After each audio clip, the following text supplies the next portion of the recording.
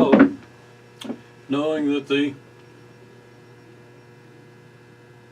area of the delta r by delta theta interval containing point r star theta star is approximately r star delta theta, the dimension of, well, the length of this arc, which is pretty much equal to the width of a rectangle of very nearly equal area, times delta r, the other dimension of the rectangle. So we have r delta theta by delta r, or down here we see r star delta theta times delta r.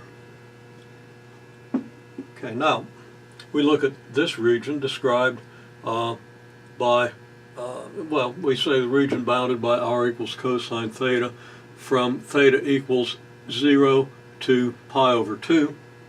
So we could write that region as 0 less than or equal to theta less than or equal to pi over 2, 0 less than or equal to r less than or equal to cosine theta. So our region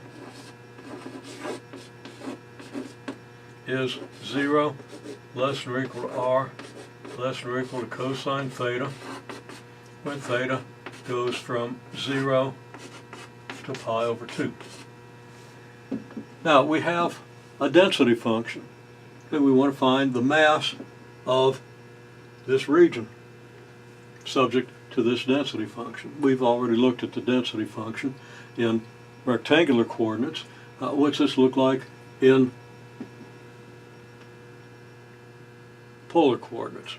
Okay, well, our contours, our level curves would, for the density would be 1 plus r equals constant. So r equals the constant minus 1, whatever the constant is. Now, that means r would be constant, and constant r means you got a circle of that radius about the origin. So as before, if this is our density function, we have level curves that are circles, concentrics with the origin. Now, this is the same function that this is, because, of course, x squared plus y squared is r squared, and the square root of r squared is r. So the density function is just 1 plus r. And actually, if we had a region that was described somehow by negative values of r, to be perfectly safe about it, we would put absolute value signs around the r. But since in this region r is always greater than or equal to 0, we don't need the absolute value signs. Okay, the integral then, well, let's see. This is our region. This is our typical interval. It's r delta theta by delta r for all the reasons we discussed here. And the sample point is r star theta star. So that the mass, which equals density times area, is just 1 plus r. Again, I'm not using the absolute value because in this interval r is never negative,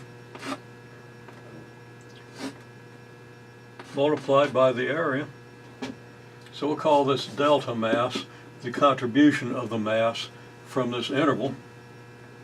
This is multiplied by the area, and the area is just r delta theta times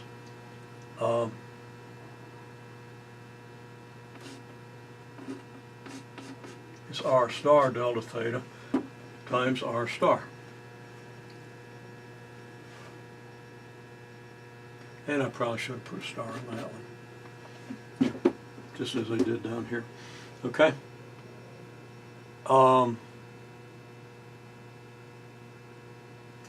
And that's wrong. You see what's wrong with it? It's r delta theta times delta r. Thinking about the star at the same time I was thinking about delta r. Just didn't write it correctly. But again, it's r delta theta times delta r. The area is r star delta theta times delta r. That's your contribution of the mass. So the total mass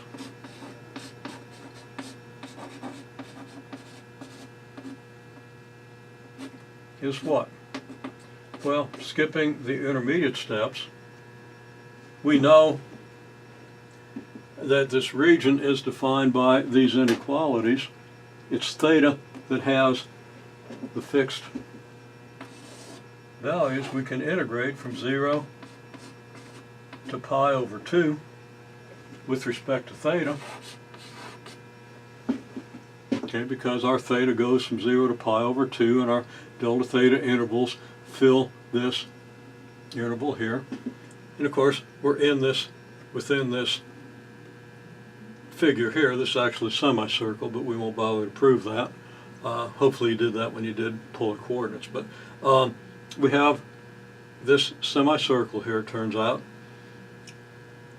And as theta goes from 0 to pi over 2, as we've seen, and I'm kind of repeating myself, but as we've seen, r goes from 0 to whatever cosine of theta happens to be. So that within a given delta theta interval, we'd be dividing that more or less triangular region up into a bunch of little chunks like these, adding them up.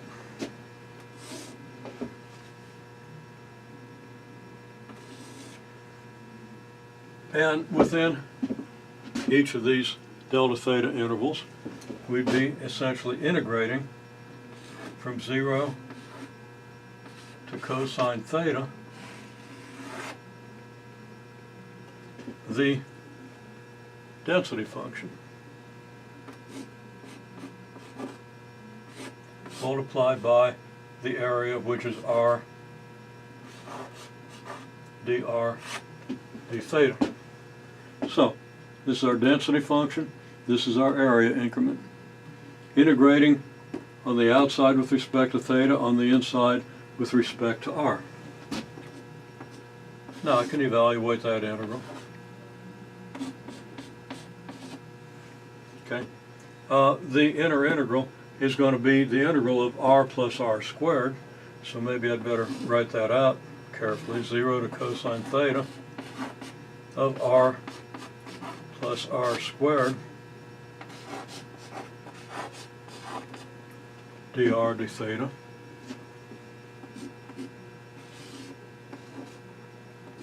So that's going to give us the integral from 0 to pi over 2 of what? Integrating with respect to r, and yeah, I've got that. We get r squared over 2 plus r cubed over 3, evaluated between 0 and cosine theta, then integrated with respect to theta. Substituting the lower limit on the integral is 0, upper limit's cosine theta. 0 is going to give you 0 plugged in for the r's. We're going to have the integral from 0 to pi over 2 of cosine squared theta over 2 plus cosine cubed theta over 3 d theta. And then we just use standard techniques for integrating the cosine.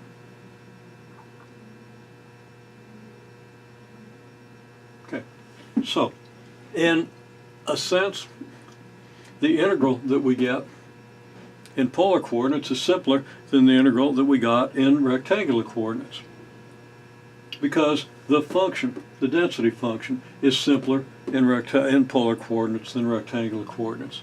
Now there's a trade-off. You still have to integrate a cosine squared and a cosine cubed, and that's takes a little more work than integrating the power functions that we had in the other example.